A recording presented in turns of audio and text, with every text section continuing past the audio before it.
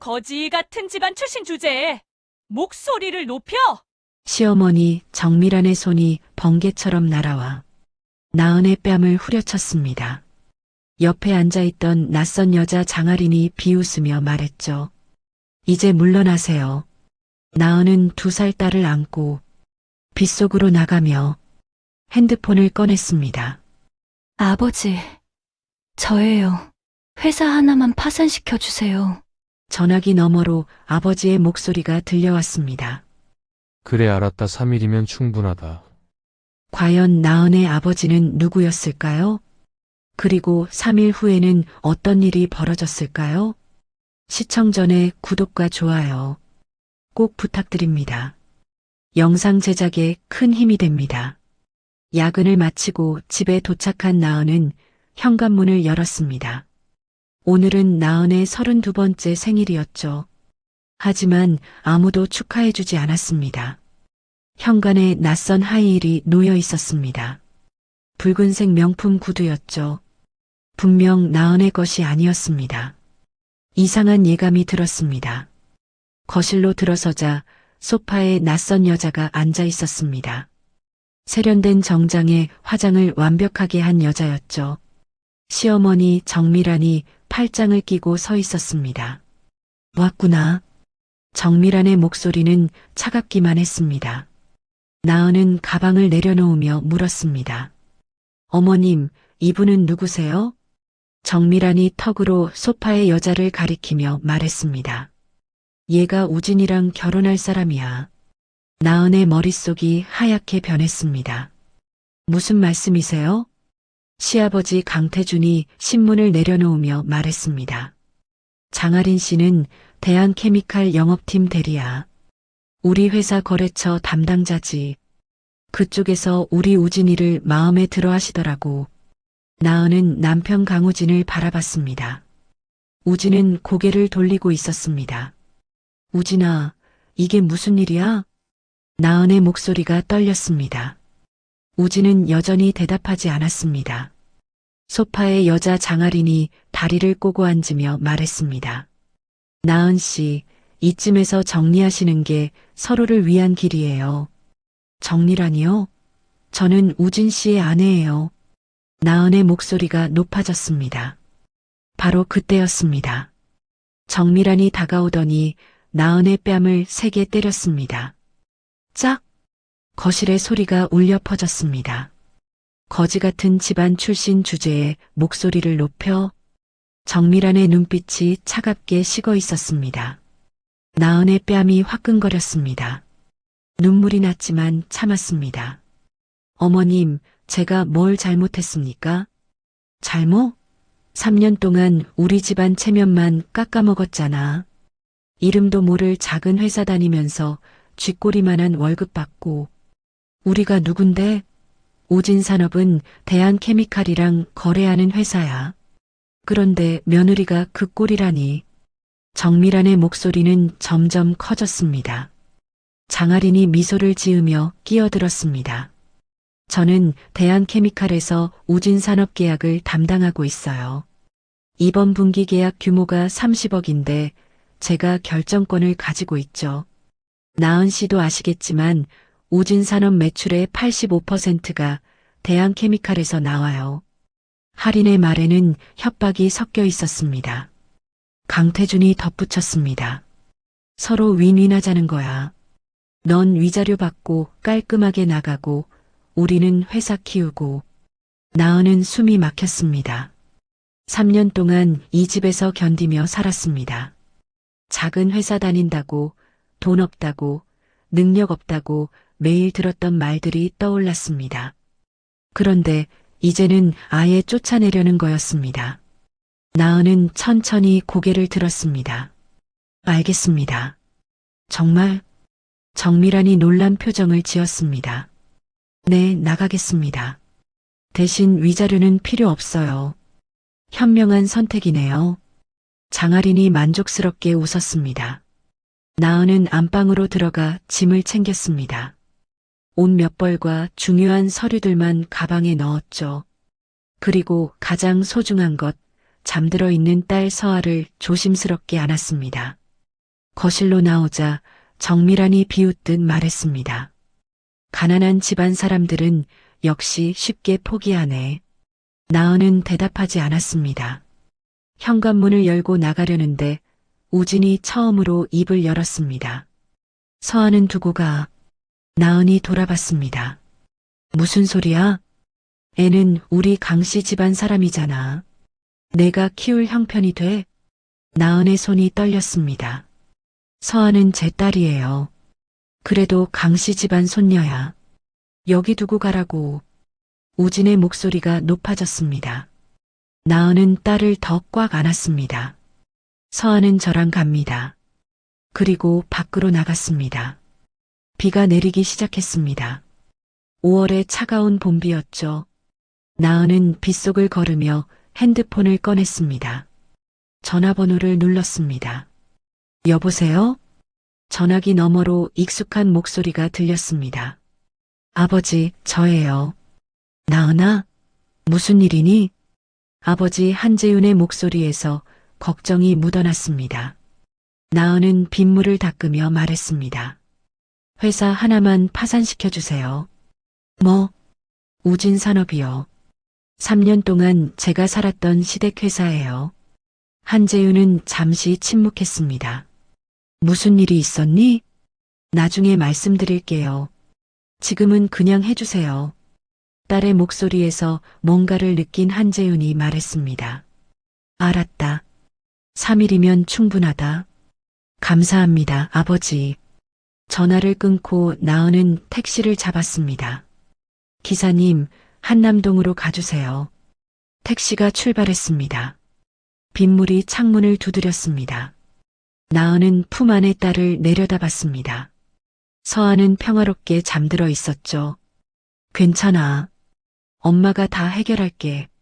나은은 작게 속삭였습니다. 택시는 강남대로를 달렸습니다. 시댁 식구들은 아직 몰랐습니다. 자신들이 누구를 쫓아냈는지.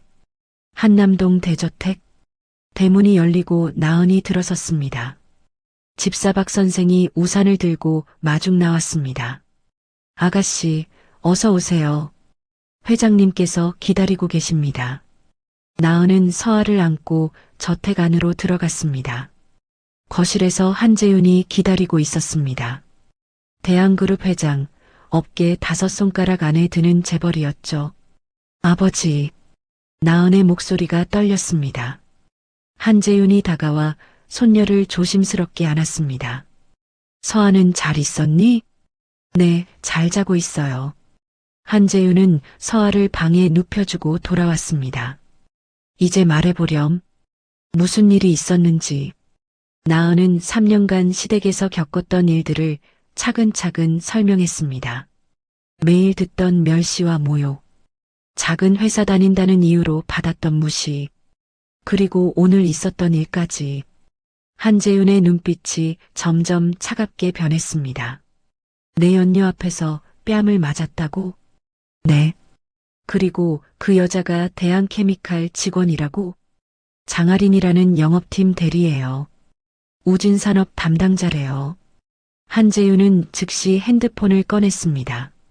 전화를 걸었습니다. 대한케미칼 김 사장 나야. 예, 회장님. 전화기 너머로 긴장한 목소리가 들렸습니다. 우진산업이라고 하나? 아, 네. 저희 협력업체 중 하나입니다. 내일부터 거래 중단해. 예. 그게 무슨... 이유 묻지 마. 그냥 해. 그리고 영업팀 장아린이라는 직원징계위원회에 회부해. 리베이트 받았는지 전수조사하고. 알겠습니다, 회장님. 전화를 끊고 한재윤이 말했습니다. 이제 시작이다. 아버지, 너무 심한 거 아니에요? 심해? 내 딸 뺨을 때린 사람들한테? 한재윤의 목소리에는 분노가 섞여 있었습니다. 하지만 우진산업은 작은 회사예요. 직원들도 있고. 걱정 마. 잘못한 사람만 대가를 치를 거야. 한재윤은 서재로 들어가 또 다른 전화를 걸었습니다. 이번엔 대한그룹 전략실장이었습니다. 우진산업협력업체 리스트 확보해. 그리고 각 업체 담당자들한테 연락해. 대한그룹이 우진산업과 거래 중단했다는 소식 흘려. 공식 발표는 아니고 그냥 소문으로. 알겠습니다, 회장님. 한재윤은 창밖을 바라봤습니다. 밤하늘에 빗줄기가 내리고 있었습니다. 다음 날 아침, 우진산업 사무실.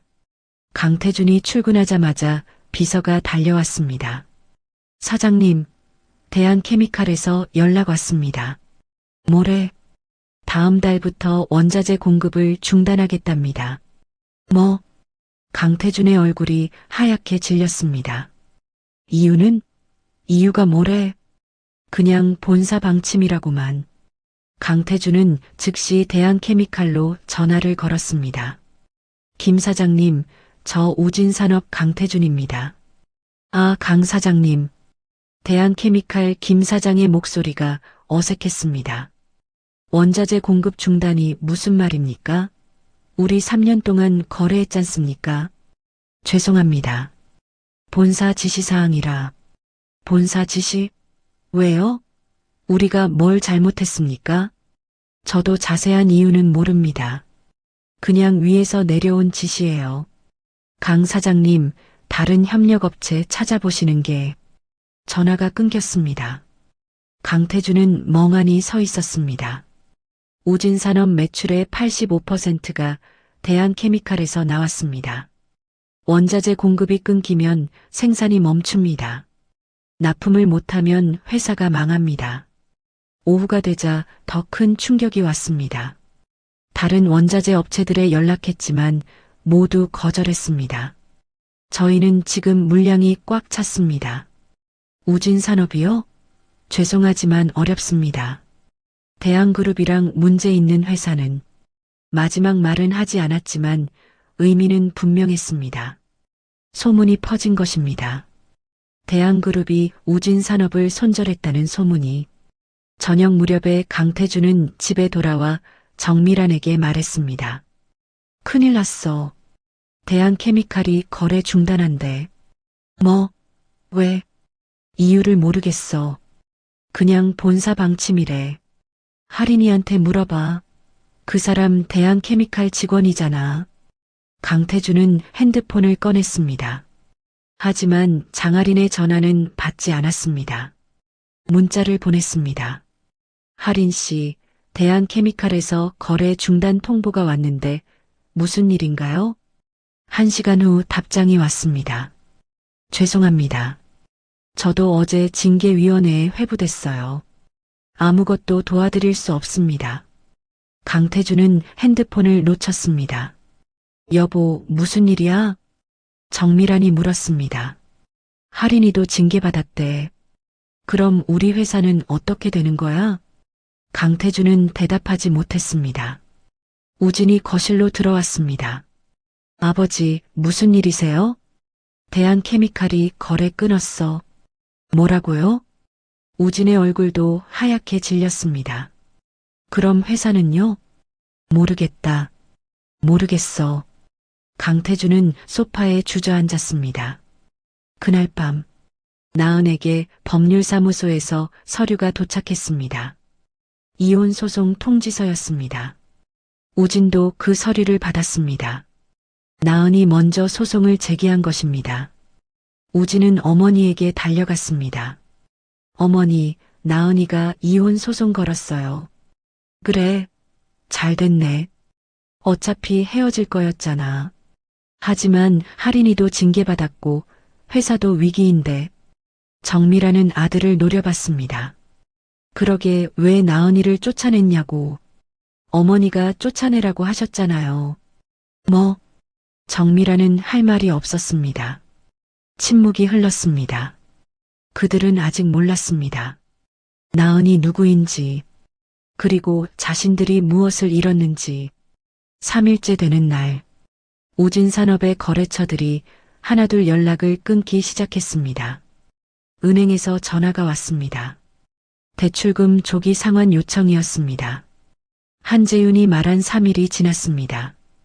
우진산업의 운명은 이미 결정되어 있었습니다. 일주일이 지났습니다. 우진산업은 하루하루 무너지고 있었습니다. 나은은 한남동 집에서 조용히 지냈습니다. 서아와 함께 평화로운 시간을 보냈죠. 어느 날 오후 한재윤이 서재로 나은을 불렀습니다. 나은아, 이제 내 정체를 밝힐 때가 됐어. 아직은 일러요, 아버지. 아니야. 이혼 재판이 곧 시작될 거야. 그 전에 정리해야 해. 한재윤은 서류 뭉치를 꺼냈습니다. 이게 뭐예요? 우진산업과 대한케미칼의 거래 내역이야. 3년간의 기록이지. 나은은 서류를 펼쳐봤습니다. 장하린이 우진산업에게 특혜를 준 흔적이 역력했습니다. 시장가보다 비싼 가격에 원자재를 공급했고 품질 검사도 대충 넘어갔습니다. 대신 우진산업은 장하린의 개인 계좌로 돈을 보냈습니다. 명목은 컨설팅 비용이었지만 실제로는 리베이트였죠. 이것도 봐. 한재윤이 또 다른 서류를 건넸습니다. 장하린과 우진의 출장 기록이었습니다. 둘은 1년 전부터 같은 호텔에 투숙했습니다. 같은 날, 같은 장소에. 나은은 서류를 덮었습니다. 이미 알고 있었어요. 알았어? 네. 남편이 늦게 들어오는 날이 많아졌거든요. 핸드폰도 자주 확인하고. 그런데 왜 참았니? 나은은 창밖을 바라봤습니다. 제 배경을 숨기고 결혼했잖아요. 그 선택에 책임을 지고 싶었어요. 진짜 사람을 보고 싶었고요. 돈이 아니라 저를 사랑하는 사람인지. 시댁 식구들은 돈만 봤어요. 저는 안 봤죠. 한재윤은 딸의 어깨를 토닥였습니다. 이제 숨지 마. 내가 누구인지 보여줄 때야. 어떻게요? 이혼 재판에서 내 신분을 밝혀. 그리고 정당하게 끝내. 나은은 고개를 끄덕였습니다. 그날 저녁, 나은은 3년 전 결혼식을 떠올렸습니다. 상견례 자리에서 한재윤은 평범한 옷을 입고 나타났습니다. 고급차도 타지 않았습니다. 지하철을 타고 왔죠. 정미라는 한재윤을 보자마자 실망한 표정을 지었습니다. 어머님은 뭐 하세요? 아내를 일찍 여의고 혼자 살아요. 아, 그러시구나. 정미란의 목소리에서 무시가 묻어났습니다. 그런데 사돈께서 대한그룹 한재윤 회장님 닮으셨네요? 아, 그분 아세요? 당연하죠. 저희 우진산업이 대한케미칼이랑 거래하는데요. 한재윤 회장님은 업계에서 유명하시잖아요. 그런데 정말 닮으셨어요. 물론 회장님이 이렇게 평범한 옷을 입고 지하철을 타실 리는 없겠지만요. 정미라는 비웃듯 웃었습니다. 한재윤은 아무 말도 하지 않았습니다. 그저 미소만 지었죠. 나은은 그때 아버지에게 미안했습니다. 하지만 한재윤은 개의치 않는 듯 했습니다. 결혼식 날, 한재윤은 딸에게 조용히 말했습니다. 나은아, 힘들면 언제든 돌아와. 네, 아버지. 하지만 쉽게 포기하지 마. 내 선택이니까 끝까지 책임져봐. 그리고 언제나 기억해. 진짜는 결국 드러나. 나은은 그 말을 가슴에 새겼습니다.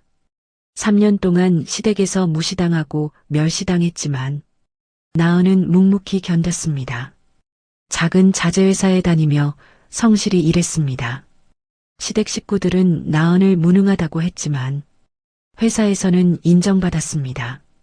나은 씨, 이번 프로젝트 정말 잘 마무리했어요.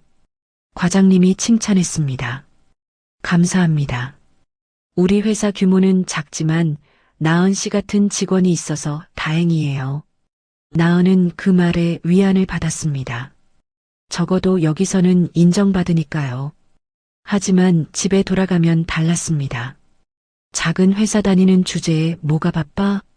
쥐꼬리만한 월급 받으면서 우리 집안이 어떤 집안인데 매일 듣는 말들이었습니다. 나은은 참았습니다. 언젠가는 보여줄 수 있을 거라고 믿었습니다. 진짜가 무엇인지. 그리고 그날이 왔습니다. 뺨을 맞은 날. 나은은 더 이상 참지 않기로 했습니다. 아버지에게 전화를 걸었습니다. 그리고 모든 것이 움직이기 시작했습니다.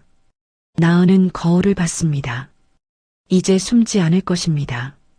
당당하게 보여줄 것입니다. 자신들이 누구를 함부로 대했는지, 누구를 쫓아냈는지. 나은은 이혼 소송 서류를 정리했습니다. 재판 날짜가 잡혔습니다. 2주 후였습니다.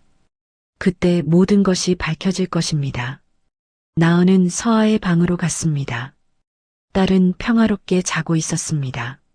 서아야, 이제 엄마가 당당하게 살게. 그리고 다짐했습니다. 절대 흔들리지 않겠다고. 원칙대로 정당하게 끝내겠다고. 복수가 아니라 정의를 위해서. 2주가 지났습니다. 우진산업은 급속도로 무너지고 있었습니다.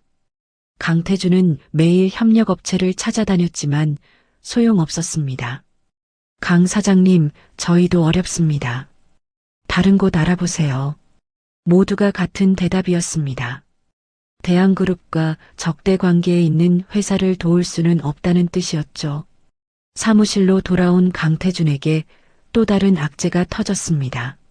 사장님, 납품 일정을 맞추지 못해 거래처에서 계약 해지 통보가 왔습니다. 어느 거래처? 세광전자, 미래산업, 동방기업 세 곳입니다. 강태준은 책상을 내리쳤습니다. 납품을 못하면 손해배상도 물어야 했습니다. 회사 자금은 이미 바닥이 났는데 은행에서도 압박이 들어왔습니다. 강태준 사장님, 대출 연체가 이번 달로 2번째입니다.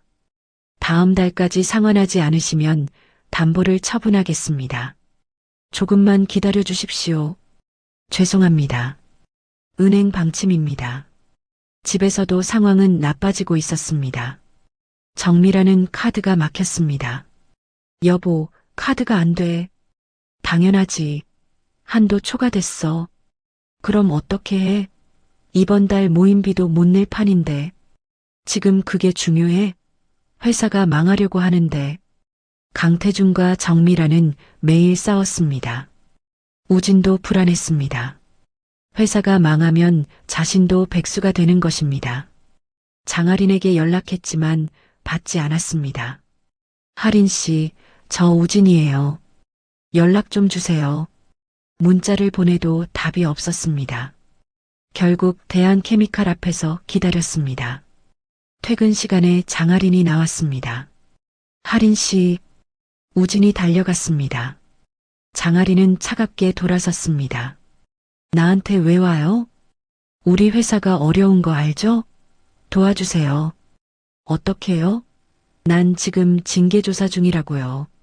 그냥 한마디만 해주세요. 대한케미칼 쪽에. 장아리는 비웃었습니다. 우진 씨, 현실을 봐요. 당신네 회사는 끝났어요. 뭐라고요? 대한그룹이 손절한 회사를 누가 거들떠보겠어요? 그리고 솔직히 말할게요. 난 처음부터 당신이 좋아서 만난 게 아니에요. 그럼요. 거래처 관리 차원이었죠. 장아리는 차가운 눈빛으로 우진을 봤습니다. 이제 쓸모없으니까 끝이에요. 연락하지 마세요. 장아리는 택시를 타고 떠났습니다. 우진은 그 자리에 서 있었습니다. 이용당한 것입니다. 집으로 돌아온 우진은 아무 말도 하지 못했습니다. 어떻게 됐어? 정미란이 물었지만 우진은 고개만 저었습니다. 그날 밤 강태준은 술을 마셨습니다. 왜 이렇게 됐을까?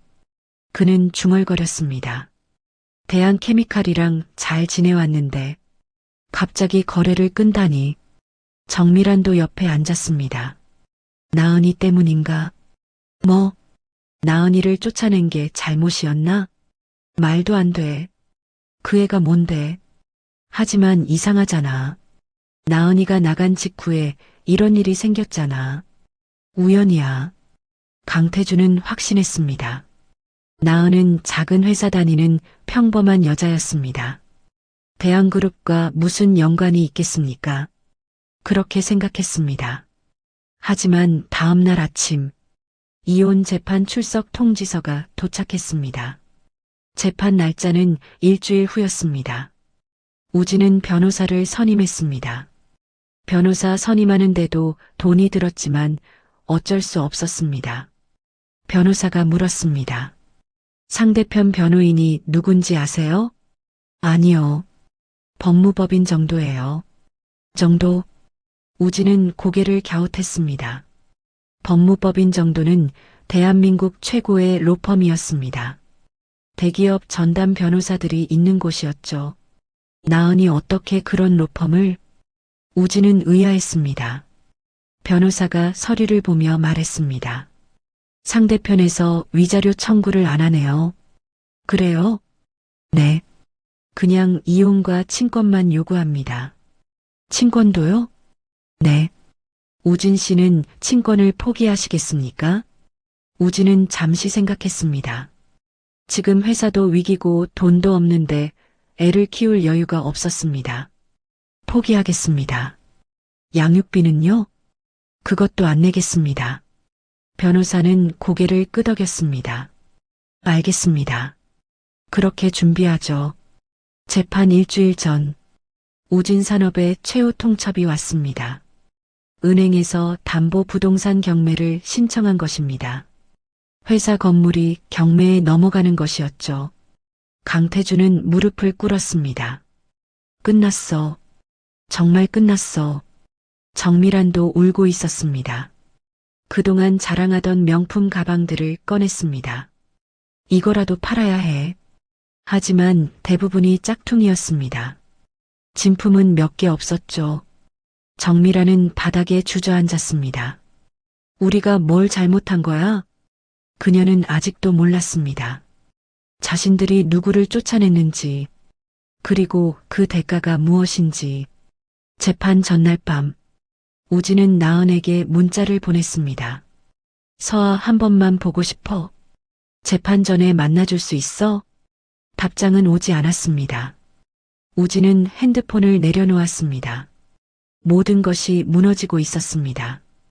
회사도 결혼도 미래도. 그는 뒤늦게 후회했습니다. 나은을 쫓아낸 것을, 장아린을 선택한 것을. 하지만 이미 늦었습니다.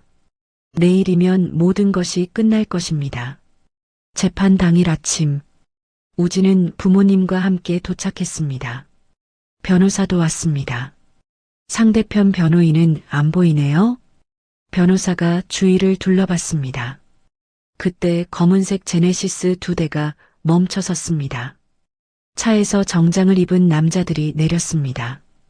법무법인 정도의 변호사들이었습니다. 그리고 마지막으로 나은이 내렸습니다. 깔끔한 정장의 단정한 모습이었죠. 우진은 나은을 봤습니다. 3년간 봐왔던 나은과는 달랐습니다. 당당하고 자신감 넘치는 모습이었죠. 나은아. 우진이 다가가려 했지만 경호원들이 막았습니다. 함부로 접근하지 마십시오. 나은은 우진을 쳐다보지도 않았습니다. 그냥 법원 안으로 들어갔죠. 저 경호원들은 뭐야? 정미란이 놀라서 물었습니다. 모르겠어요. 변호사도 고개를 저었습니다. 뭔가 이상했습니다. 법정 안. 판사가 들어왔습니다. 재판이 시작됐습니다. 양측 변호인은 자리에 앉았고 우진과 나은도 각자 자리에 앉았습니다. 이혼 사유부터 확인하겠습니다. 판사가 서류를 보며 말했습니다. 원고 측 변호인 말씀하세요. 법무법인 정도의 변호사가 일어났습니다. 피고 강우진 씨의 부정행위가 이혼 사유입니다. 증거 자료를 제출하겠습니다. 변호사는 서류 뭉치를 내놓았습니다. 호텔 투숙 기록, 신용카드 사용 내역, 목격자 진술서까지 모든 것이 완벽하게 정리되어 있었습니다. 우진의 얼굴이 하얗게 질렸습니다. 피고 측 변호인, 반론 있습니까? 우진의 변호사는 말문이 막혔습니다. 증거가 너무 명확했습니다. 없습니다. 그렇다면 이혼은 인정됩니다. 다음은 친권 문제입니다. 원고는 친권과 양육권을 모두 요구합니다. 피고는 저는 친권을 포기하겠습니다. 우진이 일어나 말했습니다. 방청석에서 웅성거림이 들렸습니다. 양육비는요? 양육비도 지급하지 않겠습니다. 판사가 안경을 고쳤으며 물었습니다. 이유가 뭡니까? 경제적 여유가 없습니다. 피고는 우진산업 부사장으로 알고 있는데요. 회사가 부도 직전입니다. 판사는 서류를 확인했습니다. 확인됩니다. 그렇다면 원고 측 의견은? 법무법인 정도의 변호사가 일어났습니다. 저희 의뢰인은 양육비를 요구하지 않습니다. 그리고 위자료도 청구하지 않습니다. 의뢰인이 경제적으로 충분한 능력이 있기 때문입니다. 변호사는 또 다른 서류를 제출했습니다. 나은의 재산 목록이었습니다. 판사가 서류를 보더니 눈이 커졌습니다. 이게 원고의 재산입니까? 네, 맞습니다. 우진도 궁금해서 고개를 빼꼼히 들었습니다. 하지만 볼 수 없었습니다. 판사는 서류를 덮으며 말했습니다. 알겠습니다. 그렇다면 친권과 양육권은 원고에게, 양육비와 위자료는 청구하지 않는 것으로 정리하겠습니다. 재판은 30분 만에 끝났습니다. 판사가 마지막으로 물었습니다. 양측 모두 이해 없습니까? 없습니다. 나은과 우진이 동시에 대답했습니다. 재판이 끝났습니다. 나은은 일어나 법정을 나갔습니다. 우진이 뒤따라 나갔습니다. 나은아, 잠깐만. 나은은 멈춰섰습니다. 하지만 돌아보지 않았습니다. 서아라도 한번 보고 싶어. 안 됩니다. 나은의 목소리는 차가웠습니다. 나도 아빠야. 법적으로 친권을 포기하셨잖아요. 그래도 우진의 목소리가 높아졌습니다. 나은이 천천히 돌아섰습니다. 우진 씨, 당신은 선택했어요. 딸보다 회사를, 저보다 다른 여자를. 그건 미안해. 이제 와서 후회해도 늦었어요. 나은은 다시 돌아서서 걸어갔습니다. 우진은 그 뒤를 바라만 봤습니다. 정미란과 강태준도 복도로 나왔습니다. 저 여자 뭔가 이상해. 정미란이 말했습니다. 뭐가? 경호원들, 고급차 변호사들도 저런 게 어디서 났겠어? 정미란은 불안했습니다. 뭔가 놓친 것 같았습니다. 법원을 나와 주차장으로 향하는데 나은 옆에 한 남자가 나타났습니다. 한재윤이었습니다. 수고했어, 나은아. 감사합니다, 아버지. 이제 끝났니? 아직 아니에요. 이제 시작이죠. 한재윤은 고개를 끄덕이며 차에 탔습니다. 나은도 차에 올랐습니다. 차가 출발하려는 순간 정미란이 그 모습을 봤습니다. 여보, 저 남자. 뭐? 저 남자 어디서 본 것 같은데. 누구? 그때 차가 떠났습니다. 정미라는 얼굴이 하얗게 질렸습니다. 상견례 때 봤던 얼굴이었습니다. 나은의 아버지. 그런데 그 남자가 설마. 정미라는 고개를 저었습니다. 말도 안 돼. 그날 저녁 정미라는 인터넷을 검색했습니다. 대한그룹 한재윤 회장 사진이 나왔습니다. 정미라는 핸드폰을 떨어뜨렸습니다. 그 남자였습니다. 상견례 때 봤던 평범한 옷을 입은 남자. 나은의 아버지. 대한그룹 회장 한재윤. 여보, 여보. 정미란이 비명을 질렀습니다. 강태준이 달려왔습니다. 왜 그래? 나은이 아버지. 나은이 아버지가. 뭐? 대한그룹 회장이야. 정미라는 떨리는 손으로 핸드폰을 보여줬습니다. 강태준도 사진을 보고 얼어붙었습니다. 말도 안 돼. 사실이야. 상견례 때 봤잖아. 이 사람이야. 강태준은 주저앉았습니다. 모든 퍼즐이 맞춰졌습니다. 대한케미칼의 갑작스러운 거래 중단, 협력업체들의 외면, 은행의 압박, 모두 한재윤의 지시였던 것입니다. 우리가 대한그룹 회장 딸을 쫓아냈어. 강태준은 중얼거렸습니다. 어떻게? 정미라는 패닉 상태였습니다. 우진도 그 얘기를 들었습니다. 불가능해. 나은이가 재벌 딸일 리 없어. 하지만 사실이었습니다. 모든 증거가 그것을 가리키고 있었습니다.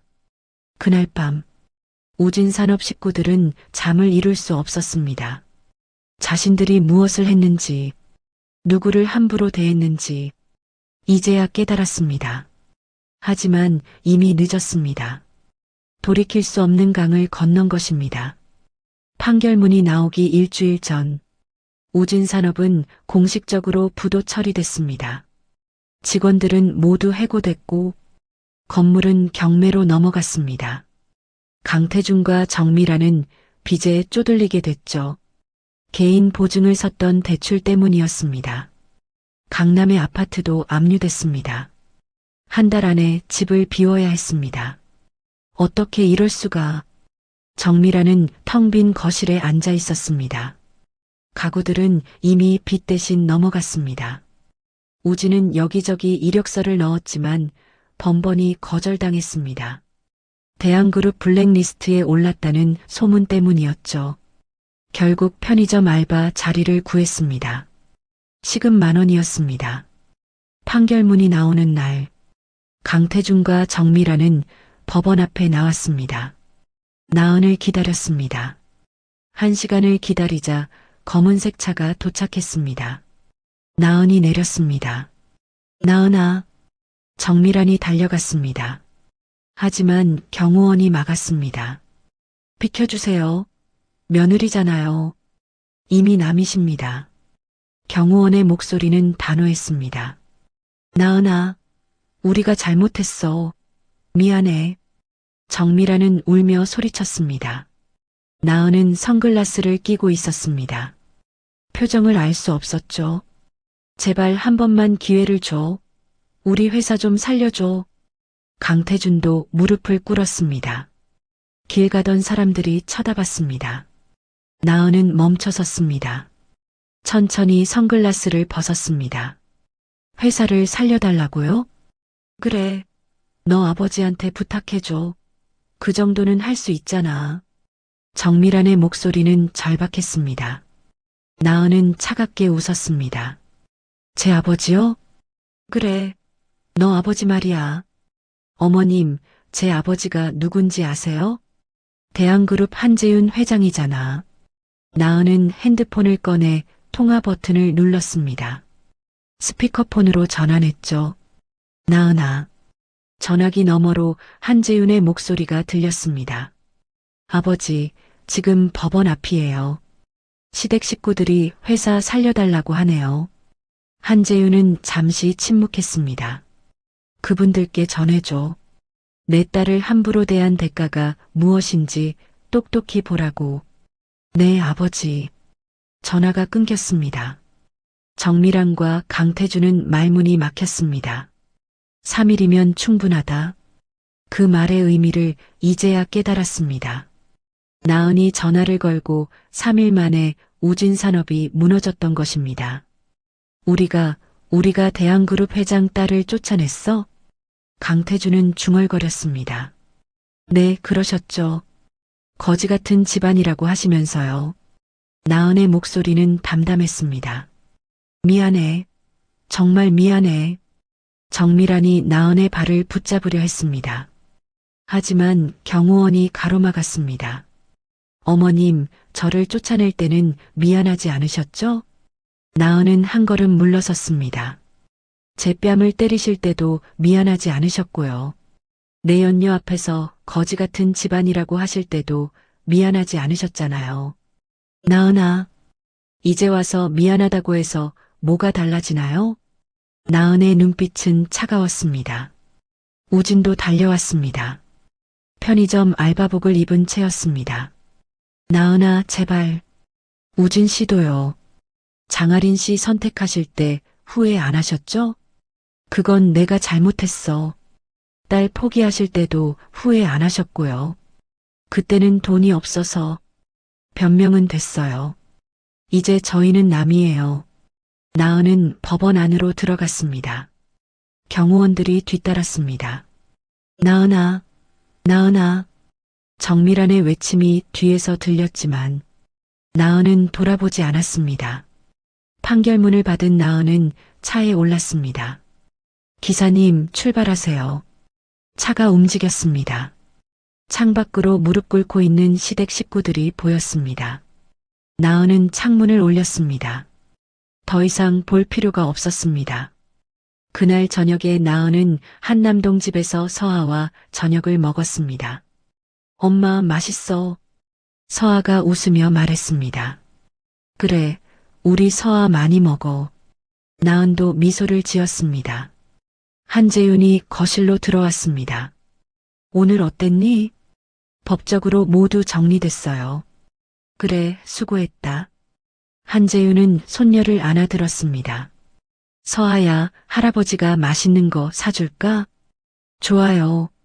서아가 환하게 웃었습니다. 나은은 그 모습을 보며 생각했습니다. 이제 정말 끝났다고. 법적으로도 감정적으로도 더 이상 시댁과는 아무 관계가 없었습니다. 한편 정미라는 작은 원룸에 앉아 있었습니다. 이사 온 지 일주일 된 곳이었습니다. 강남 아파트에서 작은 원룸으로 천국에서 지옥으로 떨어진 기분이었습니다. 우리가 뭘 잘못한 거지? 정미라는 중얼거렸습니다. 강태준은 대답하지 않았습니다. 그도 알고 있었습니다. 돈만 보고 사람을 판단했던 것, 그리고 가장 소중한 것을 버렸던 것, 후회해도 소용없었습니다. 이미 엎질러진 물이었으니까요. 한 달이 지났습니다. 우진산업은 완전히 사라졌습니다. 경매로 넘어간 건물은 다른 회사가 인수했습니다. 직원들은 뿔뿔이 흩어졌죠. 강태준은 경비 일자리를 구했습니다. 월급은 200만 원이었습니다. 예전에는 직원들한테 주던 월급보다 적었습니다. 매일 밤 건물을 지키며 강태준은 생각했습니다. 어떻게 이렇게 됐을까? 한때는 사장이었는데 정미라는 더 비참했습니다. 백화점 식품관에서 시식 도우미로 일했습니다. 하루 6시간, 시급 10,000원이었습니다. 손님들에게 고개를 숙이며 시식을 권해야 했죠. 드셔보세요. 정말 맛있어요. 정미란의 목소리는 쥐어짜듯 나왔습니다. 예전에는 백화점에서 쇼핑하던 사람이었습니다. 이제는 시식을 권하는 사람이 됐습니다. 아는 사람이라도 마주칠까봐 두려웠습니다. 어머, 정미란 씨 아니에요? 예전 모임에서 알던 사람이었습니다. 아, 안녕하세요. 정미란은 고개를 숙였습니다. 여기서 뭐 하세요? 이래요. 아, 그러시구나. 우진산업 망했다는 소문 들었어요. 정미란은 대답할 수 없었습니다. 그 여자는 동정 어린 눈빛으로 바라보다 갔습니다. 정미란은 그 자리에서 울고 싶었습니다. 하지만 참았습니다. 울 자격도 없다고 생각했으니까요. 우진은 편의점에서 야간 알바를 했습니다. 밤 10시부터 아침 6시까지였습니다. 손님들은 대부분 술 취한 사람들이었습니다. 야, 담배 줘. 어떤 담배 드릴까요? 그냥 아무거나. 빨리. 우진은 참으며 담배를 건넸습니다. 예전에는 부사장이었습니다. 직원들한테 지시하던 사람이었죠. 이제는 취객들한테 반말을 듣는 알바생이었습니다. 새벽 4시 편의점에 한 여자가 들어왔습니다. 장아린이었습니다. 우진은 깜짝 놀랐습니다. 하린 씨? 장아린도 우진을 봤습니다. 순간 당황한 표정을 지었죠. 우진 씨, 여기서 뭐 해요? 이래요. 보시다시피. 아, 그러시구나. 장아리는 물건을 집어들고 계산대로 왔습니다. 우진은 바코드를 찍었습니다. 3,500원입니다. 장아리는 카드를 건넸습니다. 결제하는 동안 침묵이 흘렀습니다. 하린 씨는 어떻게 지내요? 우진이 물었습니다. 징계받고 그만뒀어요. 다른 회사로 이직했고요. 그렇구나. 우진 씨는 힘들겠네요. 장아린의 목소리에는 동정이 섞여 있었습니다. 괜찮아요. 우진은 거짓말을 했습니다. 그럼 안녕히 가세요. 장아린은 물건을 들고 나갔습니다. 우진은 그 뒷모습을 봤습니다. 한때는 자신의 미래라고 생각했던 여자였습니다. 이제는 남이었습니다. 그날 새벽, 우진은 편의점 앞 벤치에 앉았습니다. 해가 떠오르고 있었습니다. 어떻게 이렇게 됐을까? 우진은 하늘을 바라봤습니다. 나은의 얼굴이 떠올랐습니다. 성실하고 착했던 아내, 자신을 사랑했던 여자. 그런데 자신은 무엇을 했을까? 다른 여자를 선택했고 딸까지 포기했습니다. 후회가 밀려왔습니다. 하지만 돌이킬 수 없었습니다. 3개월 후 강태주는 경비실에서 신문을 봤습니다. 대한그룹 관련 기사가 있었습니다. 그 사진 속에 나은이 있었습니다. 대한그룹 전략기획실 이사로 승진했다는 내용이었습니다. 최연소 임원이라고 했습니다. 강태주는 신문을 덮었습니다. 나은은 계속 올라가고 있었습니다. 반면 자신들은 바닥으로 떨어졌습니다. 정미란도 그 기사를 봤습니다. 백화점 휴게실에서였습니다. 동료가 물었습니다. 이 사람 아세요? 대한그룹 이사래요. 정미란은 고개를 저었습니다. 몰라요. 거짓말이었습니다. 너무 잘 알고 있었습니다. 자신이 쫓아낸 며느리였습니다. 뺨을 때렸던 여자였습니다.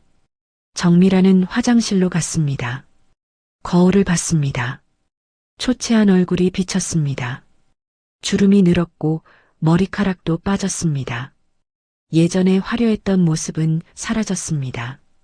우리가 잘못했어. 정미란은 거울 속 자신에게 말했습니다. 돈만 봤어. 겉모습만 봤어. 사람 자체를 안 봤어. 그래서 벌 받는 거야. 눈물이 흘러내렸습니다. 하지만 소용없었습니다. 후회해도 아무것도 바뀌지 않았으니까요. 우진은 편의점 알바를 그만뒀습니다. 다른 일자리를 구했습니다. 배달 일이었습니다. 오토바이를 타고 음식을 배달했죠. 비가 와도 눈이 와도 달려야 했습니다. 어느 날 배달을 가던 중 신호등에 멈춰 섰습니다. 옆 차선에 검은색 제네시스가 섰습니다. 뒷좌석 창문이 열렸습니다.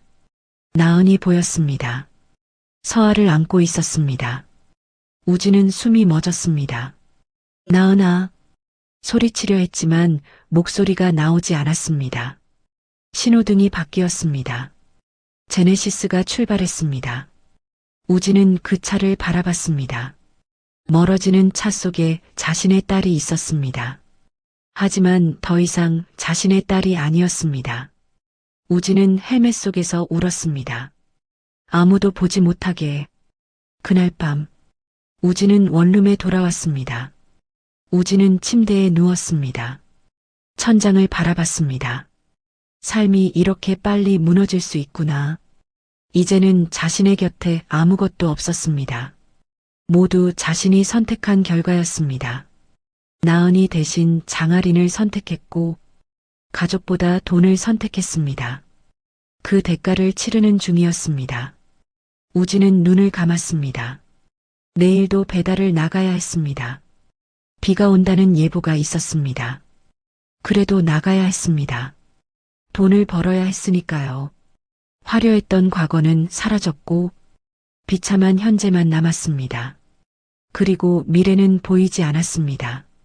1년이 흘렀습니다. 계절이 바뀌고 또 바뀌었습니다. 나은은 대한그룹 전략기획실 상무로 승진했습니다. 33세 나이에 최연소 임원이 된 것입니다. 회사에서 인정받았고 능력을 증명했습니다. 오늘은 주말이었습니다. 나은은 서아와 함께 백화점에 왔습니다. 서아야, 뭐 사고 싶은 거 있어? 인형이요. 그래, 인형 사러 가자. 나은은 딸의 손을 잡고 왕구 매장으로 갔습니다. 행복한 시간이었습니다. 장난감을 고르고 난 후 10분간을 지나가게 됐습니다. 그때 익숙한 목소리가 들렸습니다. 드셔보세요. 정말 맛있어요. 나은은 고개를 돌렸습니다. 시식 코너에 정미란이 서 있었습니다. 1년 만에 보는 얼굴이었습니다.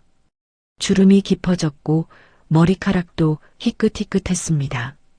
예전의 화려함은 어디에도 없었죠. 나은은 그냥 지나가려 했습니다. 하지만 서아가 먼저 말했습니다. 엄마, 저거 먹고 싶어요. 서아가 시식대를 가리켰습니다. 알았어.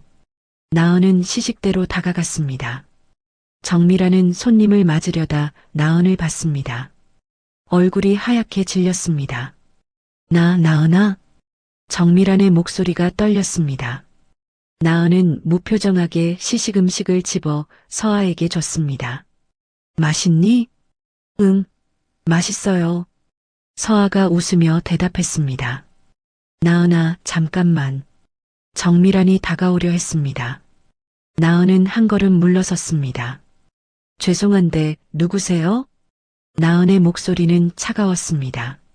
나야. 나. 정미란이야. 아, 모르는 분이신데요. 나은은 서아의 손을 잡고 돌아섰습니다. 나은아, 제발. 정미란의 목소리가 뒤에서 들렸습니다. 우리 잘못했어. 정말 미안해. 나은은 걸음을 멈추지 않았습니다. 한 번만 봐줘. 정미란은 시식대를 벗어나 따라오려 했습니다. 하지만 매니저가 막았습니다. 정씨, 근무 중에 자리 이탈하시면 안 됩니다. 하지만 저 사람이 손님한테 패 끼치지 마세요. 정미란은 그 자리에 서야 했습니다. 나은은 뒤돌아보지 않고 갔습니다. 엄마, 저 아줌마 누구예요? 아무도 아니야. 몰라도 되는 사람이야. 나은은 딸에게 미소를 지어 보였습니다. 엘리베이터를 타고 내려가는 동안 나은은 생각했습니다. 1년 전 자신의 뺨을 때렸던 손, 거지 같은 집안이라고 말했던 입, 이제는 시식을 권하고 있었습니다. 나은은 감정이 동하지 않았습니다.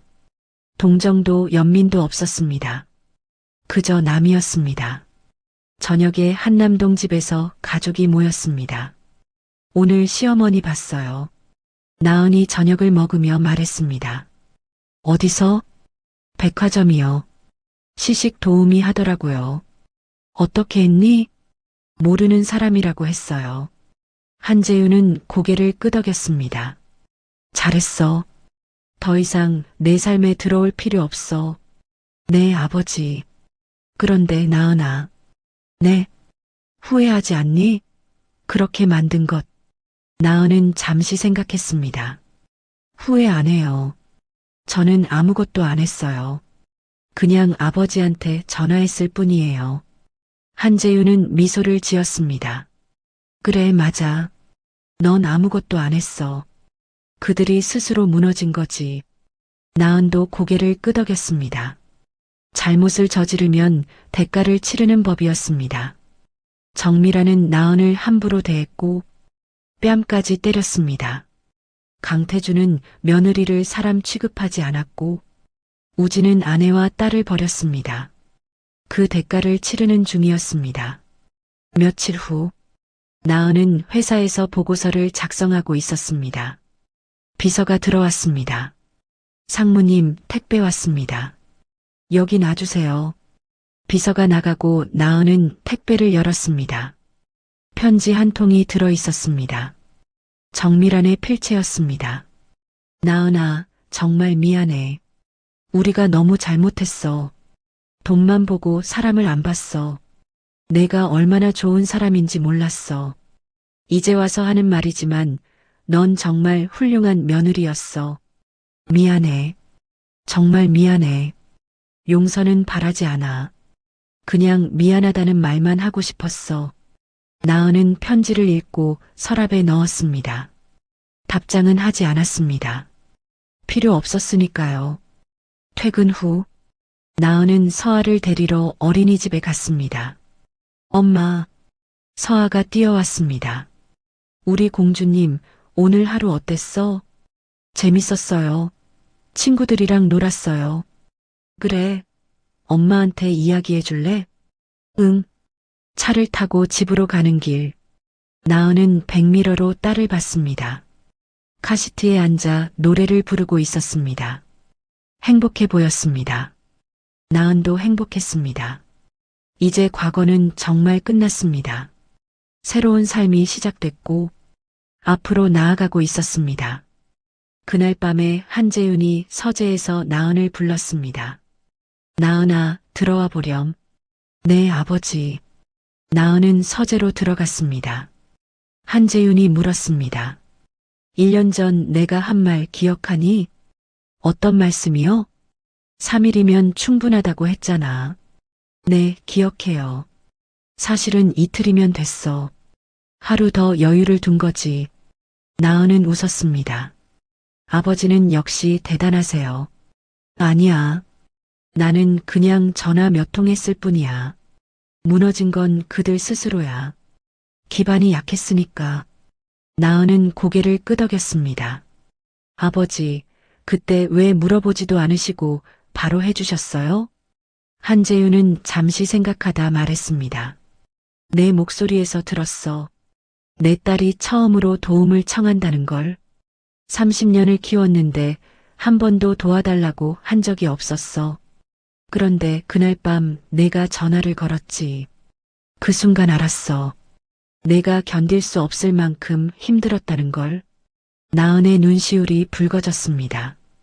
그리고 내가 부탁하는 순간 이미 그 회사는 존재할 가치가 없어진 거야. 내 딸을 그렇게 만든 곳이니까. 아버지. 한재윤은 나은의 어깨를 토닥였습니다. 이제 됐어. 다 끝났어. 앞으로만 보자. 네. 나은은 아버지를 안았습니다. 오랜만에 아버지 품에 안긴 것 같았습니다. 한재윤은 딸의 등을 두드려 주었습니다. 1년 전 그 뺨의 대가. 우진산업은 파산했고 시댁 식구들은 모두 밑바닥으로 떨어졌습니다. 나은은 복수를 한 것이 아니었습니다. 그저 전화 한 통을 걸었을 뿐이었죠. 하지만 그 전화 한 통이 모든 것을 바꿔놓았습니다.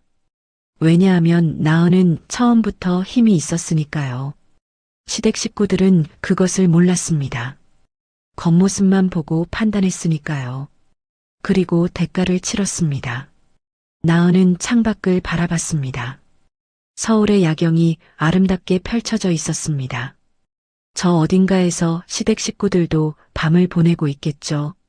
하지만 나은은 더 이상 신경 쓰지 않았습니다. 남의 일이었으니까요. 나은은 서아의 방으로 갔습니다. 딸은 평화롭게 자고 있었습니다. 엄마가 너를 지켜줄게. 누구도 우리를 무시하지 못하게. 그리고 조용히 방을 나왔습니다. 새로운 내일이 기다리고 있었습니다. 과거는 과거로 남기고 미래만 바라보며 살아갈 것입니다. 당당하게, 떳떳하게. 이것이 나은의 선택이었습니다. 그리고 그 선택은 옳았습니다. 오늘 이야기가 좋으셨다면 구독과 좋아요, 알람 설정 잊지 마시고 소중한 댓글 하나가 큰 힘이 됩니다. 시청해 주셔서 진심으로 감사드립니다.